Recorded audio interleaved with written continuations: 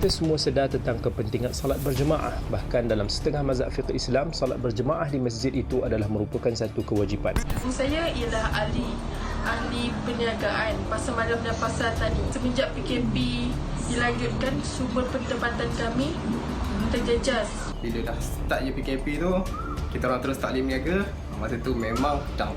Kami berasa risau kerana takut bila perniagaan tu terjejas. Tetapi seperti yang saya janjikan, hari ini saya akan mengumumkan pakej ransangan ekonomi prihatin rakyat atau prihatin berjumlah 250 bilion ringgit Malaysia yang akan memberikan faedah manfaat kepada anda semua.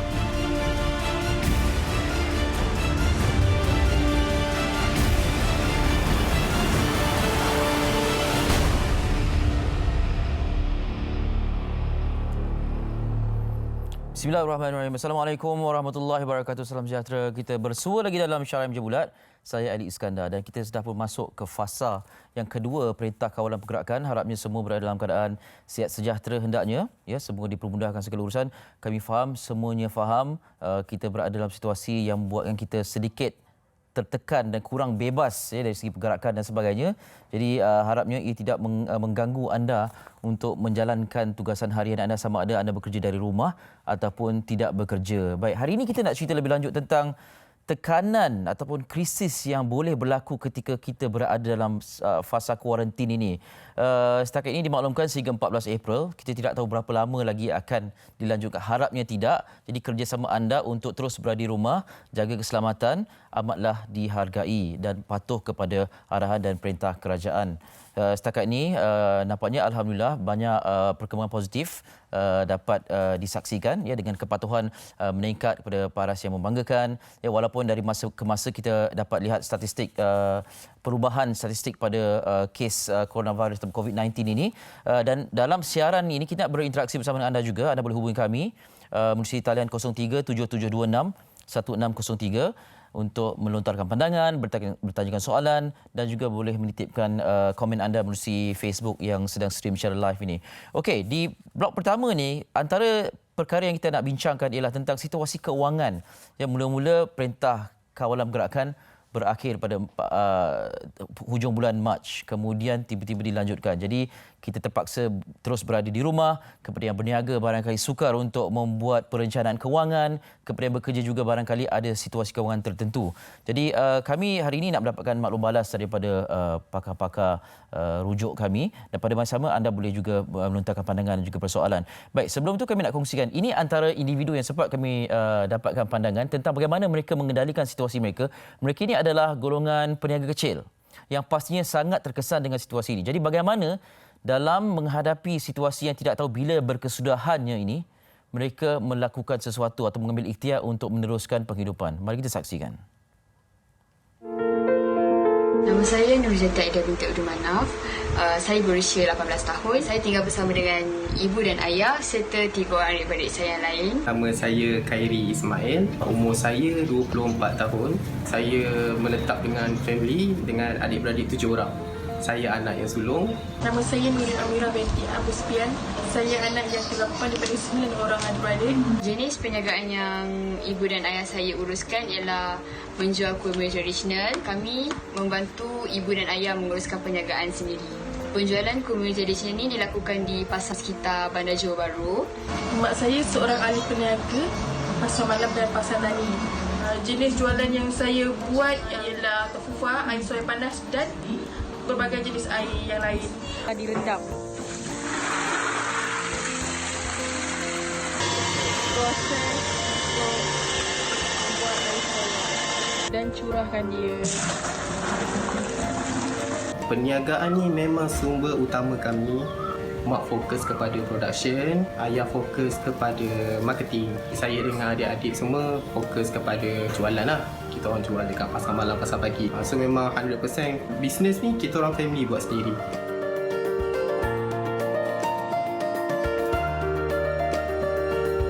Apabila tempoh Perintah Kawalan Pergerakan dilanjutkan, kami berasa risau kerana takut bila perniagaan tu terjejas. Tetapi Kami cuba mencari inisiatif lain untuk menjalankan perniagaan seperti perniagaan online dengan memasarkan di Facebook, WhatsApp. Satu hari tu, tunang saya, dia pergi tweet dekat Twitter saya. Nah, dia ceritalah yang pasal niaga saya ni store. Minta tolong kalau siapa yang tak nak beli tu, tolong retweet lah, promote saya punya bisnes kan. Itu memang tak expect lah, tiba-tiba viral. WhatsApp masuk berdesuk-desuk saya tengah delivery tu bunyi ting ting ting ting ting. Kami menyediakan produk dan menghantar produk tersebut ke kawasan perumahan yang berdekatan dengan kami. Apa yang saya boleh katakan kepada peniaga-peniaga kecil yang mungkin susah nak berniaga ni, pertama sekali saya cakap kena jaga hubungan dengan Allah lah. InsyaAllah Allah akan jaga kita. Kadang-kadang tu dia akan bagi rezeki tu daripada arah yang kita tak sangka. Ya, itu antara luahan ataupun perkongsian rakan-rakan kita yang terkesan dengan PKP ini dan mengambil ikhtiar untuk terus melangsungkan penghidupan dengan mencari jalan bagaimana untuk menyelesaikannya. Okey, saya dapat komen daripada seorang rakan Facebook ini, Emir Kasaf, katanya saya penjaja kecil tak ada pendapatan, saya menjaja tak ada lesen. Macam mana nak dapat bantuan peniaga macam saya, tolong saya macam mana selesaikan masalah ini. Okey, ini antara perkongsian pastinya. Harapnya kita dapatkan maklum balas seboleh mungkin. Kita nak bersama dengan Encik Syamsuddin Kadir, Perunding Kewangan di talian sekarang ni. Hello, Assalamualaikum. Waalaikumsalam warahmatullahi wabarakatuh. Ya, tuan apa khabar? Sihat alhamdulillah. Baik, terima kasih kerana sudi bersama dengan kami. Kita sepatutnya berkomunikasi melalui talian video tapi ada sedikit situasi teknikal ya. Ya. Okey, tak apa. Kita bersembang di hujung talian.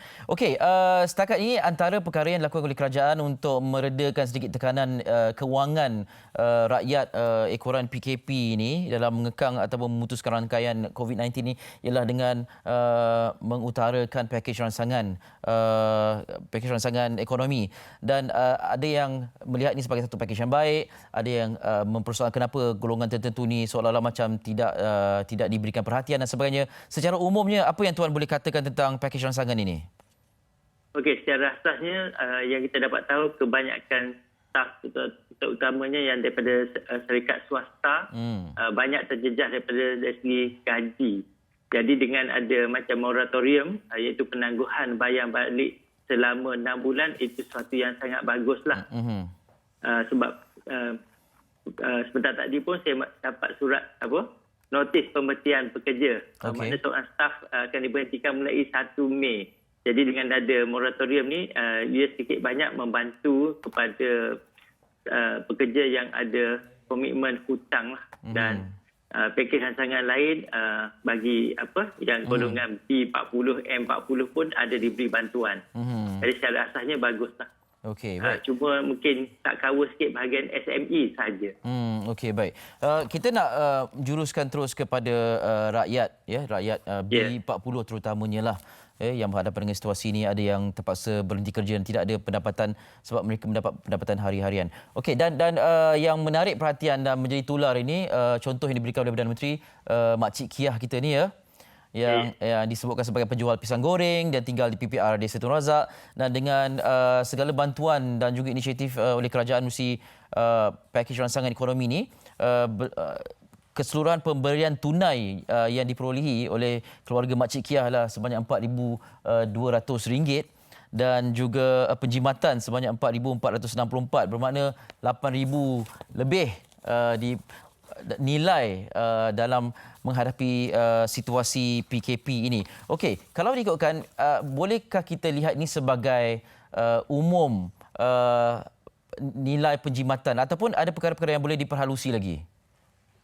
Okey, dia sebenarnya sebahagiannya penjimatan, sebahagian lagi adalah pengurangan bebanan. Sebab yang penangguhan hutang itu bukan penjimatan, cuma dia mengurangkan bebanan dalam tempoh 6 bulan. Baik. Ya.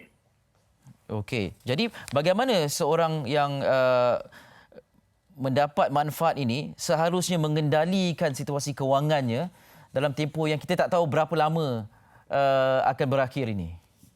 Ya, bagi yang tempoh 6 bulan ini yang diberi penangguhan, contohnya untuk hutang. Jadi kepada siapa yang menjangkakan akan menerima kesan daripada COVID-19 ni, contohnya majikan dia dah tak bayar gaji ke bulan Mac ni atau bulan April, dia boleh gunakan untuk penangguhan ini jika dia masih ada duit, dia boleh ambil duit untuk duit yang dia sepatutnya bayar asuran, dia simpan di tempat lain dahulu. Baik. Untuk digunakan selepas 6 bulan. Ya. Jika lepas 6 bulan keadaan masih teruk, duit itu dia boleh gunakan. Okey, kita nak bercakap tentang simpanan ni. Berapa peratus yang sepatutnya disimpan? Sebablah perbelanjaan perlu dilakukan juga, kan? Betul. Dan pada masa yang sama perbelanjaan boleh dijimatkan sebab kita tak keluar rumah banyak sangat. Betul. Dan ada diskaun seperti bil api dan bil elektrik dan sebagainya. Jadi berapa peratus daripada segala nilai yang diperolehi ini sepatutnya disimpan untuk hari kemudian? Okey, perkara pertama secara asasnya setiap orang kena ada, terutama yang pekerja swasta, kena ada 6 bulan gaji. Untuk ni simpanan. Jadi dalam keadaan... Ini individu perseorangan ni kena ada sekurang-kurangnya 6 bulan gaji, ya? 6 bulan gaji. Okey. Yang tu memang perlu ada. Tapi setakat yang kita tahu, ada kajian tak silap saya daripada Bank Negara, 9 daripada 10 rakyat Malaysia tidak ada duit walaupun RM1,000. Jadi itu sebab saya kata penangguhan ni boleh digunakan duit itu tetap perlu diambil dan dikeluarkan daripada akaun gaji untuk diletak di tabung haji ke ASB sebagai backup lah. Seboleh-bolehnya dalam masa 6 bulan ni kita pastikan nilainya mencukupi paling kurang 3 bulan gaji sebab kita tak tahu berapa lama. Jadi bagi rakyat sebagusnya sekarang ni tentukan dulu aset cair berapa yang kita ada. Contohnya duit kita dalam tangan ada berapa, duit kita dalam ASD, tabung haji ni aset cair kita, ya. Nak tahu dulu. Dan keduanya kita kena tahu juga aset cair kita yang kedua, yang aset pelaburan lah, yang kita letak dalam unit amanah saham emas. Okey. Baik. Ya. Tuan Samsudin, ini okay, kalau kita boleh juruskan kepada golongan B40 yang pelaburan ini mungkin di luar jangkauan mereka. Yang betul-betul bergantung harap kepada apa yang diberikan melalui pakej rangsangan ini, kemudian penjimatan yang ada ni. Macam mana? 6 bulan gaji itu belum tentu dapat disimpan, apatah lagi sebulan. Memang tak cukup. Kalau tengok secara asasnya memang tak cukup. Itu sebab kena kira duit simpanan jika ada, lepas tu tengok berapa lama dia bertahan. Sebab daripada jumlah itu yang kita dah bahagi dalam tempoh 6 bulan untuk lihat berapa belanja yang kita boleh belanjakan sebulan. Okey. Dia tak ada peraturan, dia tengok duit yang ada 6 bulan tu, yang dapat penjimatan tu, yang kita dapat daripada kerajaan dan sebagainya. Dan termasuk jika majikan kita masih bayar gaji sebahagian ke, bahagi dengan 6 bulan. Untuk lihat berapa belanja sebulan yang kita boleh belanja maksimum. Okey. Adakah 6 bulan bahagi dengan 6 bulan tu suatu kewajaran atau kita perlu pecahkan lagi kepada, sebab kita tak tahu bila akan berakhir? Betul. Bagi yang P14 ni, saya tengok sebab ada setengah gaji dia 1,000 lebih je. Memang kita tengok kalau nak cut pun memang sepatutnya bukan bagi 6 bulan. Sepatutnya memang kena ada backup 6 bulan. Tapi secara asasnya P40 memang tak ada lah. Memang 6 bulan tu memang kalau COVID-19 ni berlanjutan memang kena ada rangsangan baru daripada pihak kerajaan jugalah. Sebab memang mereka tidak dapat dengan duit bantuan 1,600 dan sebagainya, dia tidak akan mencukupi lah. Terutama jika B40 yang betul-betul kehilangan sumber pendapatan. Okey. Jadi bolehkah kita menasihatkan kepada golongan ini supaya betul-betul berjimat ketika berbelanja ataupun berbelanja seperti biasa kerana manfaat moratorium ini sewajarnya digunakan? Okey, bagi saya memang seperti mana Tuan Eli sebut sebentar tadi, kita cuba jimat sedaya upaya sebab kita tak tahu berapa lama dia akan berlanjutan. Maksudnya kalau dia berakhir cepat, kita boleh guna duit lebihan untuk belanja balik. Tapi kalau kita dah belanja betul-betul macam biasa, tiba-tiba tempoh wabak ni berlanjutan, ini yang menyebabkan kita akan tak cukup duit lah untuk berbelanja. Jadi berbelanja pun macam nak belanja untuk bulanan, seboleh-bolehnya senaraikan. Beli barang yang dah senarai je di pasar raya, bukan yang tak ada dalam senarai kita. Maknanya keperluan sahajalah, betul-betul ikat perut lah dalam kata lain, ya? Ya, betul. Sebab kalau nak masak pun ada banyak masakan yang tak memerlukan banyak ingredient. Pilihan tu. Okey, baik. Dan sebab masa ni pun kita boleh beli jimat banyak sebab penghutan ke pejabat dah tak ada, makan minum semasa di pejabat pun tak ada, duit poket anak sekolah pun tak ada. So duit yang tu yang sepatutnya kita simpan terus di akaun lain. Jangan letak bersama dengan akaun gaji kita. Okey. Misalnya kata selepas selesai 6 bulan ni, ada yang berpendapat duit contoh bayar sewa kereta atau bayar rumah lah sebenarnya dikumpulkan daripada tempoh penjimatan ataupun tempoh moratorium itu, kemudian dibayar secara lamsam selepas itu. Adakah itu satu yang wajar?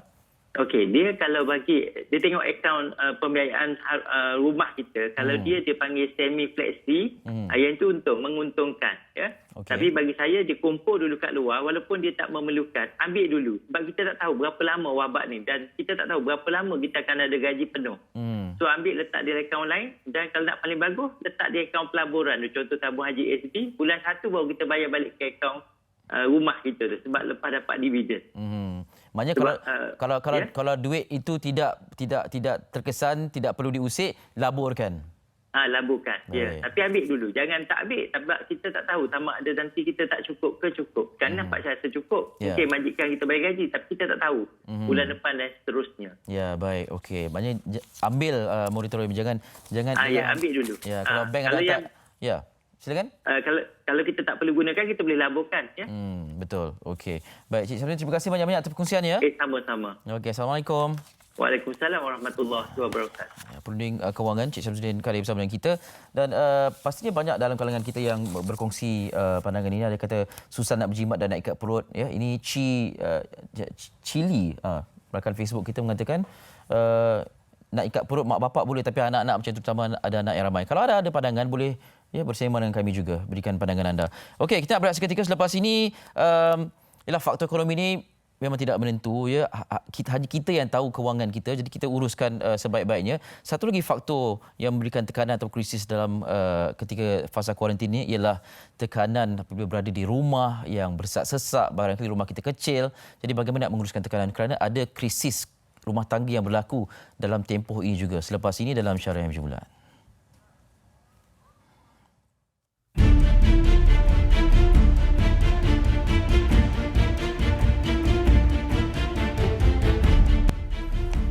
Baik, bersua lagi dalam Syarah yang Berjumlah, dan kali ini kita nak bincangkan tentang situasi yang melanda golongan terutamanya B40 ni yang tinggal di tempat ataupun penempatan begitu padat. Jadi sebelum kita berbincang lebih lanjut, kami nak kongsikan ini antara petikan siaran buletin utama awal jam 9 tadi. Jadi ini juga perkongsian tentang bagaimana mereka berhadapan dengan situasi PKP ini dalam keadaan yang penuh sesak dan dengan pelbagai kerenah masyarakat, tapi mereka harus patuh pada arahan kerajaan. Mari kita saksikan. Jika gelandangan merayu untuk mendapatkan tempat berteduh, golongan ini ada rumah tetapi kurang selesa. Rata-rata penduduk Program Perumahan Rakyat PPR yang ditemui wartawan Juliana Syahrin akur dengan Perintah Kawalan Pergerakan PKP, namun mengharapkan kelonggaran agar mereka dapat bernafas. PPR Sungai Bonus ini terdapat 2 blok, satu blok H dan satu blok G. Satu blok tu ada 17 tingkat dan setiap tingkat ada 20 pintu. Ini senarionya. Pakcik-pakcik bersembang di bawah pokok ceri. Topeng penutup mulut dan hidung tidak dilupakan. Kakak turun membuang sampah. Tiga beradik ini pula nak ke mana? Hai, nak pergi mana?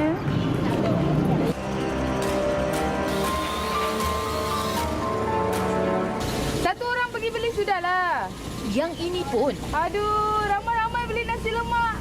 Situasinya sedikit tenang berbanding biasa, namun masih ada kenderaan yang keluar masuk, penduduk yang turun naik. Ada juga rasa macam selesa tak selesa lah. Sebab ramai kan. So sebab tu lah saya akan turun, tengok apa benda yang boleh buat kat sini. Lepas tu diorang dah lanjutkan, adalah juga rasa tertekan sikit, tapi nak macam mana kan. Dilarang ke taman, budak flat ini riang bermain di beranda. Terkurung rasa macam lemas lah juga kan. Tapi nak buat macam mana kita nak melakkan daripada penyakit ni, kita terpaksa lah duduk rumah. Kadang-kadang bawa juga budak-budak riadah kat depan koridor. Keluar jugalah, ambil nafas jugalah kata orang kan. Kita di PPR memang hidup dalam tekanan lah. Dengan apa kehidupan kita B40 ni, dengan apa orang kata pendapatan, dengan keuangan. Lagi-lagi bila dapat perintah PKP ni, kita rasa benda tu bukan kata beban, tapi kita terpaksa akur lah yang sebenarnya. Sebelah petang, kelihatan ramai yang bersidai. Mana boleh tahan duduk di rumah lama-lama. Rumah sempit 690 kaki persegi tinggal berhimpit sampai 12 orang. Mereka bukannya mewah, rumah pun tiada laman yang siap berkolam renang. Juliana Syarin, TV3. Ya, laporan Julian Syarin untuk Buletin Utama malam tadi. Dan ini situasi yang digambarkan terhadap golongan yang tinggal di kawasan seperti PPR ini.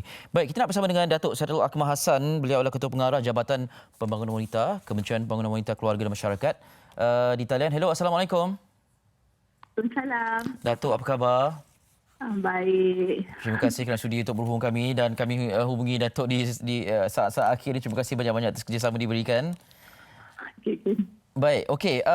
Sekarang ni kita berhadapan dengan situasi PKP dan banyak perkara terkesan, ya, antara lain ialah situasi ataupun tekanan ekonomi, tekanan kewangan, dan antara lain ialah tekanan emosi dan psikologi untuk keluarga terutama yang tinggal di tempat yang begitu padat, yang begitu sesak, kemudian tidak dapat keluar dan sebagainya.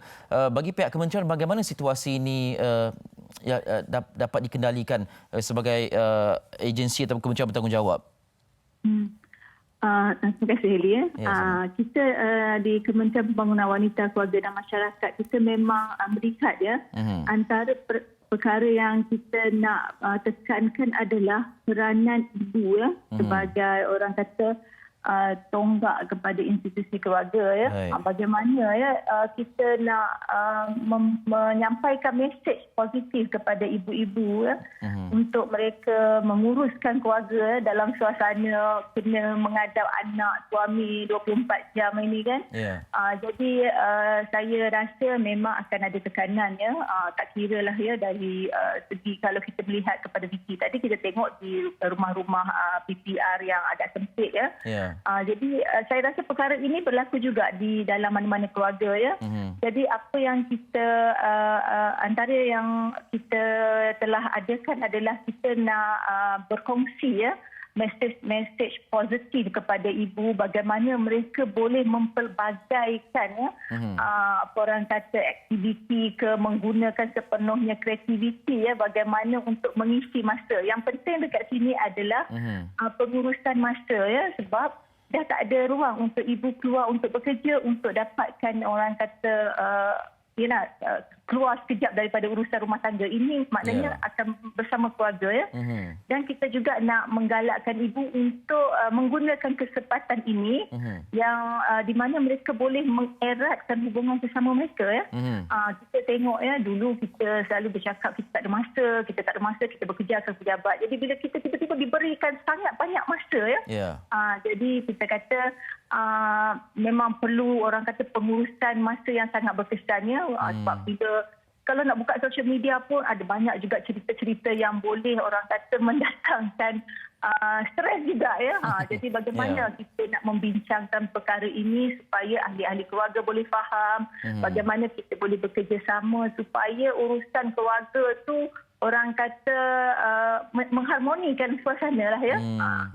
Okey, bila Datuk sebutkan begini, seolah-olah ia memberikan satu tanggungjawab yang lebih berat kepada golongan wanita ni. Itu yang sebenarnya apabila dilihat di portal Facebook, banyak perkongsian tentang tips bagaimana hashtag wanita cegah COVID-19 ini. Sesuatu yang sangat bagus. Ialah pada mulanya barangkali dilihat atau disalah faham oleh sebilangan masyarakat, tapi tujuannya itu baik kan, untuk mengangkat dan memastikan wanita ini betul-betul dapat memanfaatkan masa ini dengan keluarga masing-masing. Okey, bagaimana dari segi wanita ni, dirasakan macam seolah-olah bebannya semakin tinggi, kemudian nak menghadap melayan kerenah suami dan juga anak-anak yang ini 24 jam ada depan mata ni berbanding sebelum ini.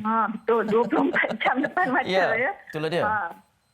Jadi memang sebab kita tengok mana-mana institusi keluarga, peranan wanita itu sangat memang kita tak nafikan. Dia adalah orang kata tonggak utama keluarga. Bukan bermakna kaum bapa itu tak memainkan peranan. Tetapi kita ni sebagai ibu ni lebih dominan kerana kita lebih faham anak-anak kita, kerenah suami pun kita lebih faham. Jadi memang kita semolek-molek dan sebaik-baiknya dua-dua suami dan isteri memainkan peranan. Tapi kalau ibu tu boleh memainkan peranan lebih sikit, yang ini kita rasa lebih orang kata keberkesanan itu lebih cepat ya. Sebab ibu ni dia by nature kan, dia akan bagi arahan kepada anak dia, dia akan cakap kepada tolong buat ini, jom kita makan bersama. Jadi kita merasakan kalau ibu-ibu lebih faham dan mereka dapat menguruskan. Mind chatting dia kena betul ya para ibu ni ya. Jadi dengan tambahan lagi 14 hari ya, maknanya kena banyak komunikasi bersama suami apa nak buat ya. Nak maklumkan kepada anak cerita-cerita yang sebenarnya, kenapa begini, kenapa begitu ya, dan nak menguruskan tenaga anak ni. Biasanya mereka dibenarkan bermain di luar kan, sekarang dah tak boleh. Jadi suami pun stres, selalu keluar, teh tarik sekarang dah tak ada nak berteh tarik. Jadi bagaimana ya? Jadi komunikasi antara suami, isteri dan anak-anak sangat penting. Ya, jadi para bapa ni dah melihat bagaimana peranan sebenar yang dimainkan oleh isteri di rumah, betapa orang kata dah tengok depan mata ya. Jadi kita harap bantuan tu dapatlah diberikan ya. Kalau tak boleh tolong tenaga pun tolong melalui orang kata sokongan moral. Bagilah puji-pujian sikit kan. At least pujilah masakannya kan. Jadi itulah kita melihat pada masa ini adalah satu hadiah khas kerajaan pula kita tengok ya. Memberikan kita sepenuh masa untuk keluarga. Betul. Syarif, hikmah di sebalik apa yang berlaku ni ya. Kita tengok hikmah lah ya. Kalau kita nak memikir lebih panjang pun kita kena hadapi juga PKP ni. Betul. Baik, Datuk, terima kasih banyak atas perkongsian. Selamat menjalankan tugas ya. Terima kasih. Assalamualaikum. Waalaikumsalam. Datuk Datuk Akmal Hassan, Ketua Pengarah Jabatan Pembangunan Wanita, Keluarga dan Masyarakat. Ya, di Facebook KPWKM ini dikongsikan tips ini dan barangkali boleh juga dikongsikan apa yang lelaki sebagai bapa, sebagai suami harus lakukan juga ya untuk memastikan keharmonian rumah tangga itu. Memberi sokongan kepada isteri yang menjalankan tugas yang itu berat sekali ya, menguruskan segala-galanya sehari suntuk. Okey, dan seterusnya dalam menguruskan tekanan emosi dan psikologi, kadang-kadang ada juga situasi yang lebih memudaratkan, lebih menekan berlakunya krisis, konflik antara suami isteri dan sebagainya. Dan pada masa yang sama berlaku juga perkara-perkara yang berlanjutan daripada sebelum PKP seperti penderaan ataupun keganasan rumah tangga. Jadi dalam tempoh PKP ni kita tak boleh keluar rumah, apa yang harus kita lakukan? Kita nak bersama dengan Tuan Musa Awang, Presiden Persatuan Peguam Syariah Malaysia di talian sekarang. Hello, Assalamualaikum. Waalaikumsalam. Ya, Tuan Musa, terima kasih kerana sudi bersama dengan kami. Ya, terima kasih, Eli. Okey, dan difahamkan dalam tempoh PKP ni urusan mahkamah syariah ditangguhkan dan dilaksanakan di atas talian. Kalau boleh ulas lebih lanjut sikit, Tuan, silakan. Okey, bila disiarkan PKP ni, mahkamah syariah dia fully tutuplah, tutup sepenuhnya. Dari segi urusan perbicaraan, sebutan, pendaftaran dan sebagainya memang kita tutup terus. Dan apabila dilanjutkan pun dia masih ditutuplah sehingga 14 bulan April ni. So segala urusan di mahkamah tu memang ditangguhkan. Kalau mana yang ada kes sebutan ke perbicaraan tu akan ditangguhkan ke satu tarikh yang diberitahu kemudian. Sebarang urusan sebenarnya di mahkamah syariah ni orang awam yang ada urusan di mahkamah syariah ni dia boleh lihat di laman web semua mahkamah lah. Kalau di Selangor misalnya dia boleh pergi ke laman web Jabatan Kehakiman Syariah Selangor. Begitu juga di wilayah persekutuan dia boleh lihat di mahkamah syariah wilayah persekutuan. So daripada situ secara online, secara atas talian mereka boleh semak status kes tu bila ditangguhkan dan sebagainya. Urusan pendaftaran dan sebagainya ini memang tak ada diterima. Okey, tidak ada dilakukan. Maknanya apa-apa perlu ditangguh. Ya, sehingga selesai ataupun tamat PKP-nya. Okey, baik. Bila disebutkan begitu, perkara-perkara yang tidak diingini kita tidak boleh jangka dan kadang-kadang kita tak boleh tahan untuk berlaku. Dia akan berlaku juga. Apatah lagi perkara-perkara yang barangkali berlaku sebelum Perintah Kawalan Pergerakan kemudian lebih melarat kerana semuanya ataupun misal kata keganasan rumah tangga antara suami dan isteri itu berlaku, dah dua-dua terperap di rumah, benda itu lebih memburukkan lagi keadaan. Jadi bagaimana dari perspektif perundangan ini, perkara ini boleh dibawa ke tengah ataupun diadu? Bila melibatkan keganasan rumah tangga sebenarnya masih boleh diteruskan. Contoh kalau katakan itu dilakukan keganasan, maka dia boleh buat laporan polis dan dia boleh ambil tindakan susulan berikutnya lah, sama ada dapatkan IPO, Interim Protection Order di Magistrate, ataupun dia boleh ambil tindakan yang selanjutnya sama ada tinggal berasingan dan sebagainya sebelum mahkamah syariah itu akan dibuka semula lah. Itu tindakan segera ataupun interim, tindakan sementara yang boleh dibuat oleh mana-mana pihak yang terlibat dengan keganasan rumah tangga. Okey, kalau melibatkan isu-isu lain, contoh macam berlaku perceraian dan sebagainya, lafaz cerai misalnya, kalau katakan pasangan tu asrap untuk rujuk balik sebab dua-dua tak boleh keluar rumah, so dia akan tengok satu sama lain. Sebab itu dalam Islam dia bagi tempoh edah tu supaya boleh rujuk semula. So kalau katakan berlaku lafaz cerai, kemudian mereka rujuk semula, so rekodkan bila tarikh lafaz tu, jam berapa, apa lafaznya, dan kemudian kalau berlaku rujuk pun sama, rekodkan bila berlaku apa lafaz rujuk dan sebagainya. So simpan dulu, letak dalam satu nota. So bila mahkamah syariah dibuka nanti, bawa perkara itu ke mahkamah untuk pengesahan lafaz dan juga pengesahan rujuk yang berlaku. Okey, baik. Maknanya apa-apa yang berlaku, misalnya jatuh talak dan sebagainya, rekodkan. Rekodkan. Tulis dalam satu tempat yang sesuai lah, yang boleh disimpan lah. Okey, dan kita harap tak berlaku lah, kalau boleh berkompromi seboleh-bolehnya lah kan dalam situasi. Kalau boleh tangguh dulu lah, sebab di mahkamah syariah pun kes-kes permohonan cerai dan sebagainya semuanya ditangguhkan. Okey, baik. So inilah peluang untuk mereka muhasabah balik, lihat balik kekurangan diri masing-masing dan sebagainya, untuk berfikirlah. Untuk berfikir selama 30 hari ini, dan membuat keputusan yang sebaiknya lah selepas itu. Baik. Okey, satu lagi saya nak tanya, ini misal kata pasangan yang telah bercerai, kemudian anak ini berada di rumah salah seorang daripada pasangan. Jadi dari segi hak lawatan itu dan itu bagaimana dalam tempoh begini? Bila berlaku perkara itu, dia ada dua perkara lah yang penting yang saya nampak. Satu berkenaan dengan isu nafkah. Nafkah dan juga hak lawatan, hak jagaan dan sebagainya. Isu nafkah tu, kalau katakan berlaku keadaan seperti itu, kalau belum ada perintah mahkamah berkenaan dengan nafkah, suami itu tetap perlu memberikan nafkah kepada anak-anak. Dan itu adalah tanggungjawab. Tetapi bila dah ada perintah mahkamah, itu adalah satu kewajipan yang mesti dilaksanakan.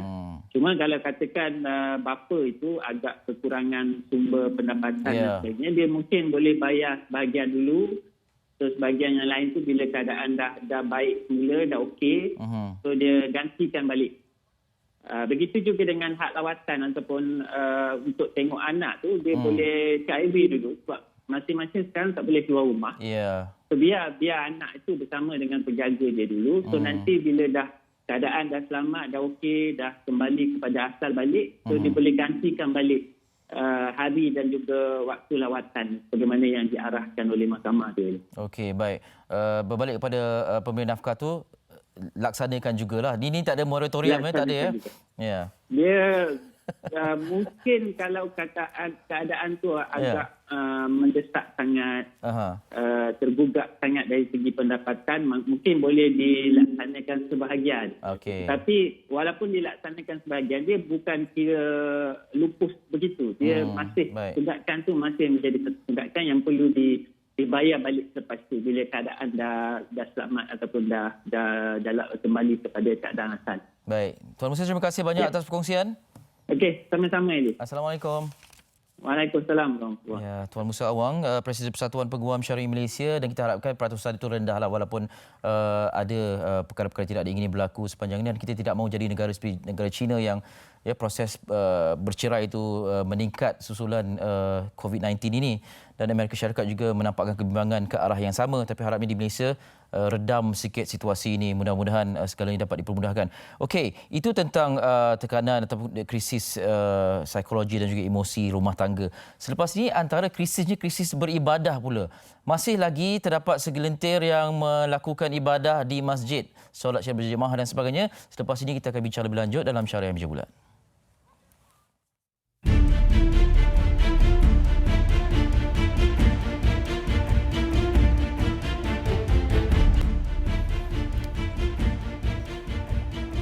Okey, kembali dalam Syariah Meja Bulat dan terima kasih kepada rakan-rakan yang menonton, terutamanya di rakan-rakan Facebook kita ni, dan kebanyakan yang bertanyakan atau memberikan pandangan lebih menjurus kepada kewangan dan ekonomi, terutamanya yang berniaga. Banyak saluran yang anda boleh ikuti ataupun dapatkan bantuan ataupun nasihat dan sebagainya. Ya, kalau boleh dapatkan sebaik-baik mungkin. Ya, memang kita dalam keadaan yang tertekan sekarang ini, bukan hanya peniaga, yang bukan peniaga pun tertekan juga, apatah lagi yang bekerja yang terpaksa diberhentikan. Okey, kita ada pemanggil untuk berkongsi pandangan beliau. Hello, Assalamualaikum. Hello. Hello, Assalamualaikum. Waalaikumsalam, Cik Khairul. Cik Ali Iskandar ya? Ya, saya Cik Khairul. Okey. Baik, silakan nak berikan pandangan. Saya nak bagi pandangan. Ya. Okey, semua rakyat mewakili, saya mewakili mereka. Dan saya harap dapat Perdana Menteri dapat dengarlah rintihan rakyat. Okey, pandangan saya macam ni, Encik. Okey, kita perangi COVID-19 sebab dah terjadi merebak banyak. Kita perangi COVID-19 tabligh. Kita merawat ke rumah-rumah. Macam mana tabligh datang ajak pergi ke masjid. Kita pergi ke rumah-rumah, kita cek. Okey, keluarga itu siapa yang positif, siapa yang negatif. Jabatan semua kita terlibat.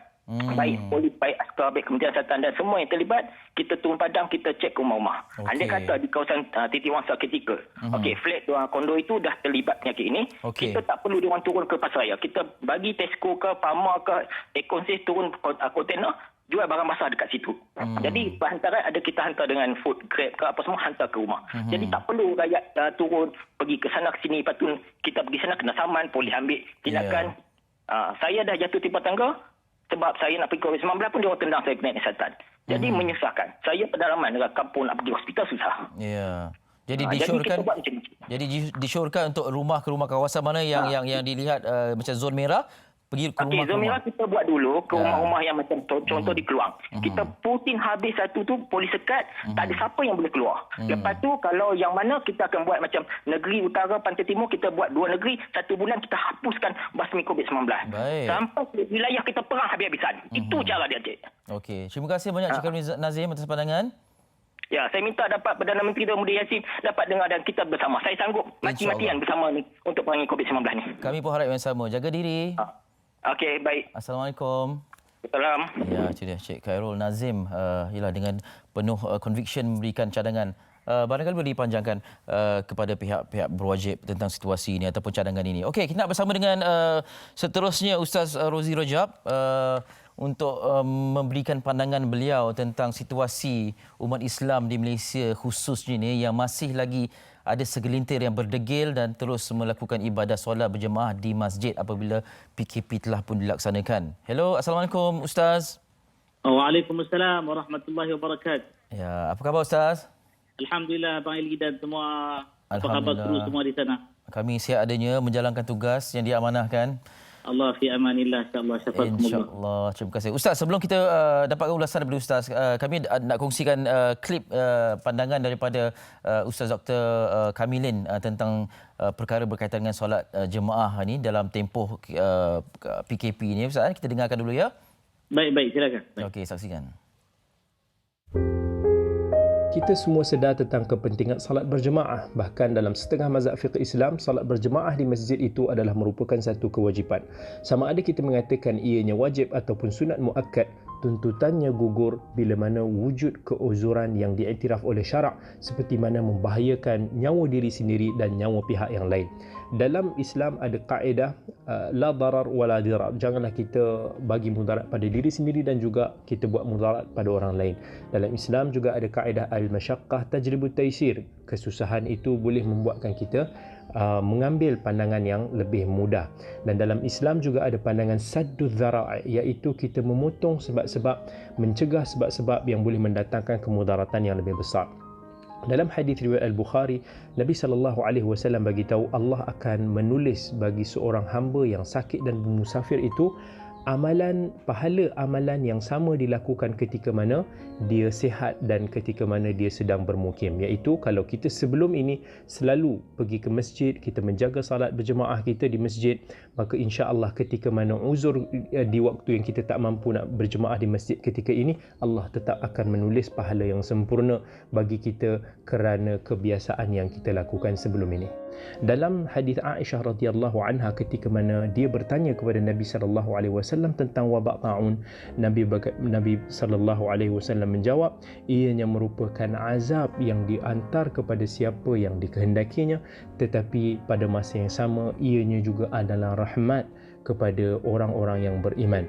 Dan barang siapa yang menetap di rumahnya, yamkuthu fi baitihi sabiran muhtasiban, dia menetap di rumahnya dengan penuh kesabaran, dengan penuh pengharapan ganjaran daripada Allah, dan dia beriman bahawa tak ada apa yang boleh menimpanya melainkan apa yang telah ditetapkan oleh Allah Azza wa Jal, maka Nabi bagi tahu falahu ajru syahid, dan baginya pahala syahid. Baik, itu penjelasannya, dan barangkali Ustaz nak tambah sedikit. Silakan Ustaz. Baik. Masyarakat kita sebenarnya patut mengikuti apa sahaja apa yang telah diputuskan oleh pihak berkuasa agama, oleh Waliul Amr, Amirul Mukminin, tak lain tak bukan Sultan dan Raja bagi setiap negeri, dan yang di-Pertuan Agong bagi negeri-negeri yang tiada Sultan dan Raja. Kerana mengikuti perintah daripada Waliul Amri ini merupakan salah satu daripada kewajiban agama. Apa yang dinyatakan oleh Dr. Kamilin tadi itu sangat jelas, sebab semua kaedah fiqhiyah telah digunakan pakai. Contohnya kita sebut la darara wa la dirar. Ini hadis riwayat Imam Malik yang jadi salah satu daripada kaedah fiqh apabila kita menetapkan satu-satu hukum, ya, di mana Islam itu dia tidak memudaratkan dan tidak boleh membiarkan satu kemudaratan berlaku ke atasnya. Ya. Dan kita pun tahu bahawa apa yang sedang berlaku hari ini tidak boleh duduk dekat-dekat, ada social distancing dan sebagainya. Dan benda tu semua dalam agama telah pun dibincangkan dengan sempurna. Jadi saya merayulah, tolonglah seluruh rakyat Malaysia bahawa sesungguhnya agamawan kita, para mufti, ya, dan jawatan kuasa fatwa di setiap negeri dan jawatan kuasa fatwa kebangsaan, mereka telah pun bermesyuarat dan telah pun menggunakan segala bermujahadah sungguh-sungguh. Untuk nak keluarkan sesuatu pandangan tu bukan semudah-mudahnya, Abang Eli. Baik, okey. Ustaz, kita berhadapan dengan pelbagai pandangan termasuk daripada agamawan sendiri, pendakwah dan sebagainya. Satu, kepatuhan kepada ulul amri, pemimpin. Satu lagi mengatakan solat itu wajib, itu dalam rukun Islam. Kemudian yang akan ditanya di hari akhir nanti solat. Jadi macam seolah-olah yang mana satu yang perlu dipentingkan, dijadikan keutamaan terlebih dahulu? Bagaimana kita nak berdepan dengan pendapat-pendapat begini, Ustaz? Ya, solat itu memang wajib. Itu tidak dipertikaikan. Apa keadaan pun selama mana seseorang itu mempunyai akal waras, ya, dia Muslim, buluh sampai umur, wajib. Tapi dalam keadaan sekarang ni, kena pakai al-masyaqqah, tajlibut taisir, iaitu kesusahan yang sedang berlaku ni, ya, membawa kepada kemudahan. Dalam mazhab Syafi'i kita tahu, solat jemaah itu satu sunat yang muakkadah. Bahkan dalam mazhab yang lain, seperti kita dengar tadi, dia jadi wajib. Mesti. Pun begitu, ulama-ulama besar mereka yang jadi mufti di negara-negara mereka telah pun menetapkan fatwa. Contohnya di Mesir contohnya, ya, bahawa tak boleh, tak ada jemaah, tak ada tak berjemaah. Jadi kita tu ada rumah, tetap berlaku juga jemaah tu di rumah. Sekarang ni persoalannya nak solat atau tidak aja. Itu saja. Tentang keadaan Jumaat tadi dah bagi tahu dah. Allah Taala sebutkan dalam Quran Karim jelas suratul Hajj, wa ma ja'ala 'alaikum fid dini min haraj. Iaitu Allah Subhanahu Wa Taala ni tak buat dalam benda agama ni, cara hidup kita ni sesuatu yang susah. Jadi kena pakai. Jadi Allah Taala yang menetapkan kefarduan. Allah Taala juga memberitahu bahawa dikala kamu mempunyai sebarang haraj, kesusahan, kesempitan, kepayahan, kemudaratan, kamu diberi kelonggaran. Zuhur tetap wajib. Jumaat saja tak berlaku jamaahnya. Jadi ada ni saya tahu agamawan yang keluar pandangan 3 kali Jumaat tak pergi jadi munafik dan sebagainya. Gini, saat sekarang ni yang kita kena pakai ialah pihak berkuasa agama. Ya, pihak berkuasa agama, bukan mana-mana agamawan, dan cari pihak berkuasa agama yang berautoriti. Itu saja. Mudah pegangnya tu. Saya mohon rakyat Malaysia pegang pihak berkuasa agama yang berautoriti. Bukannya sebarang siaran media, medsos, media sosial atau sebagainya. Siapa-siapa pun sekarang ni dah tak ada kerja kat luar. Jadi dia banyak buat kerja-kerja sosial di media elektronik. Ya, itulah dia. Yalah, kadang-kadang itu satu kelompok lah. Satu lagi kelompok yang ingin mendapatkan kepastian. Jadi begitu banyak kadang-kadang ceramah live ini yang ke udara di media sosial kan, Ustaz? Benar. Jadi seperti Ustaz kata, ikut kepada yang betul-betul berautoriti. Ya. Ya, okey. Baik Ustaz, satu lagi situasi yang berlaku sekarang ni dalam berkaitan dengan agama ni ialah tentang aktiviti kebajikan ini. Banyak pertikaian berlaku terhadap golongan-golongan yang berikan derma dan sebagainya kepada Barisan Hadapan ini yang dipertikaikan kerana macam menunjuk-nunjuk dan sebagainya. Sebab Islam menganjurkan aktiviti kebajikan ini secara tersembunyi ataupun terang-terangan. Boleh kita faham lebih lanjut maksud tersembunyi dan terang-terangan itu bagaimana sebenarnya, Ustaz?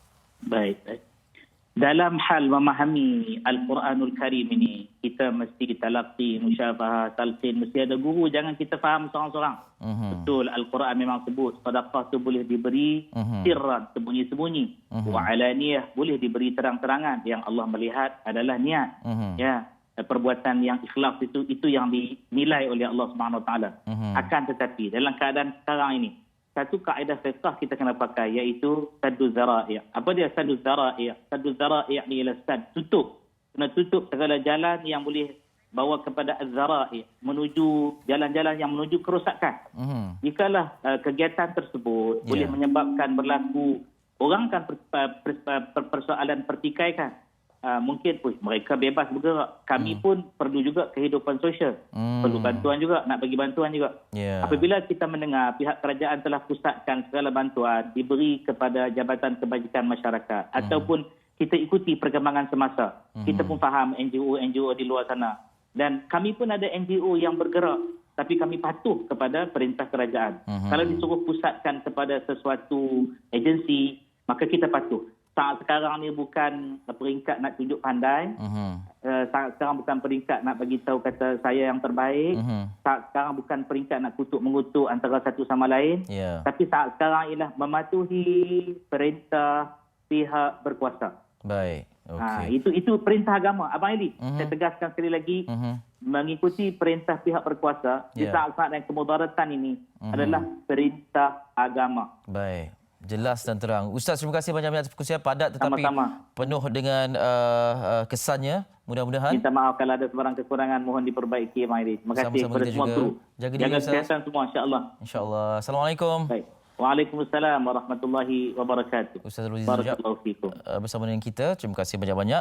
Jadi jelas ya, dalam situasi ini ialah walaupun ada rasakan elok juga sebagai motivasi kepada yang lain, tetapi harus diingat bila kita buat, orang lain akan kata kenapa saya tak boleh buat dan sebagainya. Jadi kita nak mengekang pergerakan sosial itu.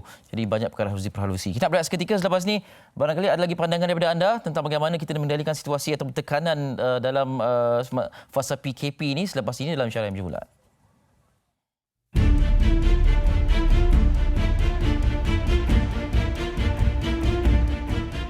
Baik, kita dah sampai penghujungnya dan terima kasih atas perkongsian pandangan dan juga interaksi anda bersama kami dalam Syariah Berbulat ini. Di penghujung ini, seperti yang disebutkan oleh Ustaz Rozi, kalau nak memberi sedekah, beramal kebajikan, pusatkan kepada pihak yang sepatutnya melakukannya. Jadi kami di Media Prima juga berbuat demikian. Kalau anda ingin menghulurkan sumbangan melalui bantuan kemanusiaan COVID-19 Media Prima ini, anda boleh berbuat demikian dengan menghantarkan sumbangan ke tabung Maybank ataupun akaun Maybank 51410532 3170 ya, Media Prima Humanitarian Fund, dan kami hargai sumbangan anda. Semoga kita terus dapat mengendalikan situasi ini dengan sebaik-baiknya.